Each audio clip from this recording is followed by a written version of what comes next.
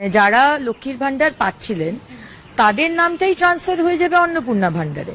তাদেরকে আবার করে আমি শুনছি কেউ কেউ যাচ্ছে ফর্ম ফিল আপ করছে, আইসিডিএস কেউ কেউ যাচ্ছে ফর্ম ফিল আপ করছে, বা ডিএম অফিসে গিয়ে নাকি ফর্ম ফিল আপ করছে। এরকম ফর্ম ফিল আপের কিন্তু কোনো বিষয় নেই।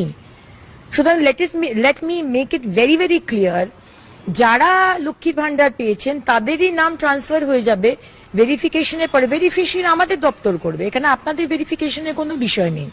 এই ডেটার বেসিসে কিন্তু আপনি অন্নপূর্ণার ভান্ডার পাবেন কি না, অন্নপূর্ণা যোজনা পাবেন কি না পাবেন তা কিন্তু নয়। ভয় পাওয়ার কোনো বিষয় নেই। কেউ যদি ইনকাম ট্যাক্স দিয়ে থাকেন তাহলে আপনি কেন নেবেন?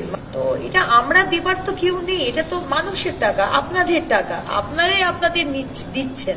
এটা কি আমি চাইবো যে আমাদের টাকা, আপনার টাকা পুরুষরা পাবে? তাহলে কার্তিক ভান্ডার বা গণেশ ভান্ডার করা উচিত ছিল। লক্ষ্মীর ভান্ডার নামটা দিলেন কেন? দেখুন, এই ডিসিশনস গুলো তো এখন নিতে হচ্ছে, কারণ আমরা চাই না যে কোনো ব্যক্তি যে এলিজিবল নয়, যে মহিলা, তার কাছে টাকাটা যাক বা কোনো পুরুষের কাছে টাকাটা যাক। সেই কারণেই আজকে এই স্টেপস গুলো নেওয়া হচ্ছে। আপনারা আমাদের ভুল বুঝবেন না, আপনাদের টাকা সঠিক মানুষের কাছে যাক, আমরা সেই চেষ্টাই করি।